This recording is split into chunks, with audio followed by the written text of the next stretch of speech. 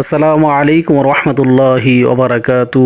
আজকে একটি কবিতা আবৃত্তি করিব আমার যে জন্মস্থানের থানা, সেই থানাকে নিয়ে।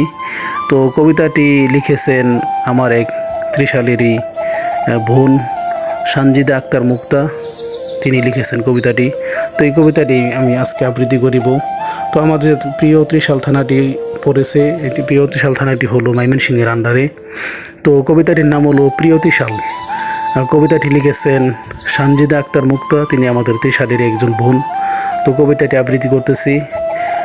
সবাই মোরা ত্রিশালবাসী মিলেমিশে থাকি, সুখে দুঃখে সবাই মিলে রঙিন স্বপ্ন আঁকি। সৎসাহসী সবাই মোরা স্বপ্ন নিয়ে চলি, শিক্ষা দীক্ষায় পরিশ্রমে মনের কথা বলি। ন্যায় নীতি বজায় রেখে সদা করি বাস, হিংসা বিদ্বেষ দূরে ঠেলে চলি 12 মাস।